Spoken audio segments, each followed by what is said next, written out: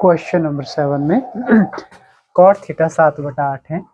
आपको ये वाली डिवाइडेशन इसकी वैल्यू पता करनी है और second part cot square theta की वैल्यू पता करनी है। तो पहले कॉट थीटा को डिकोड कर लेते हैं। क्या होता है आपका बेस ओवर परपेंडिकुलर। तो बेस और परपेंडिकुलर की जो रेशियो 7/8 है। ठीक है, तो हम यहाँ पे लिख लेते हैं let base is equal to 7a and perpendicular equal to 8a। ऐसा क्यों? क्योंकि ये अपॉन में है, तो हो सकता है किसी कॉमन फैक्टर ने इनको डिवाइड किया हो, इससे पहले ये कुछ और रहे हो। वो कॉमन फैक्टर क्या मान लिया हमने? ए। तो अब हमें दो चीज़ें पता है राइट एंगल ट्राइंगल की।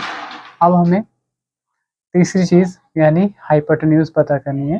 तो यूजिंग पाइथागोरस थ्योरम क्या है? Hypotenuse square is equal to base square plus perpendicular square. तो हाइपोटेन्यूज कितना है पता नहीं है।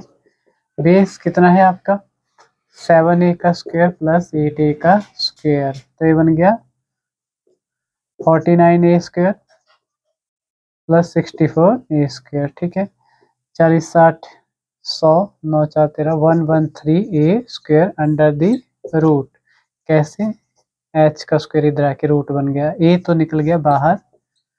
तो हाइपोटेन्यूज कितना आ गया आपका?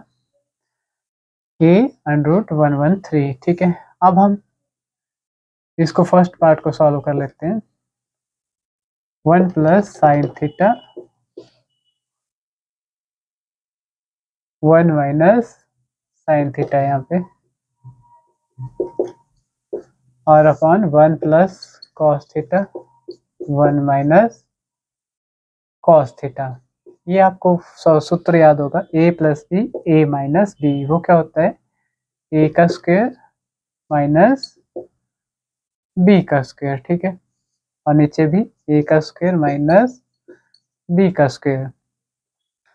तो अब इसके बाद ये बन गया 1 माइनस साइन स्क्वायर थीटा और ये 1 माइनस कॉस स्क्वायर थीटा।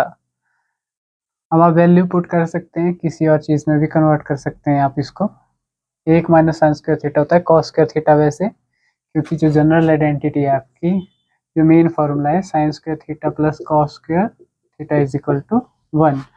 अगर वो यूज़ नहीं करना है, ये पता चले जाएगा, तो sign square theta 1 minus cos square theta हो जाएगा। अगर ये यूज़ नहीं करना तो आप सीधे वैल्यू कर दें 1 माइनस साइन स्क्वायर थीटा की वैल्यू, फिर साइन निकालना पड़ेगा फिर आपको। और साइन क्या होता है? Perpendicular upon hypotenuse.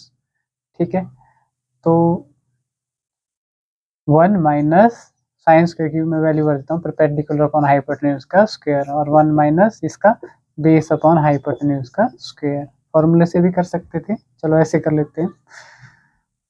तो अब आप देख रहे हैं परपेंडिकुलर कितना, तो 1 माइनस परपेंडिकुलर कितना था आपके पास? 8a का स्क्वायर। ठीक है, और हाइपोटेन्यूज a√113 का स्क्वायर अपॉन 1 माइनस बेस कितना था?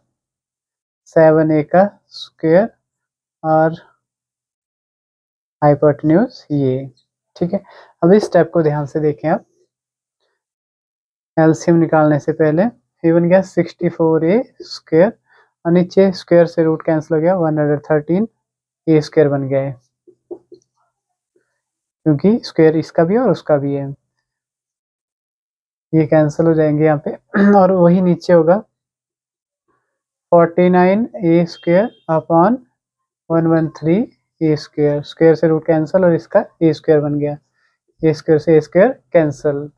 अब आप आगे देखें, एलसीएम कितना आया? 113, ये बन गया 113 माइनस 64 और यहाँ पे 113 आया एलसीएम।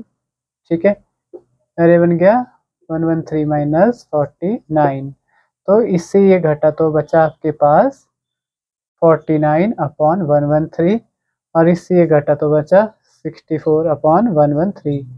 ठीक है। यहाँ पे अपॉन के नीचे अपॉन, नीचे वाली वैल्यू उल्टी हो जाएगी ये वाली और मल्टीप्लाई कर देगी ऊपर, कैंसिल हो गया। ये आ गया 49/64 फर्स्ट पार्ट का सॉल्यूशन। सेकंड पार्ट है कॉट स्क्वायर थीटा। कॉट की वैल्यू है 7/8 का स्क्वायर 49/64, ये भी सेम ही आएगा।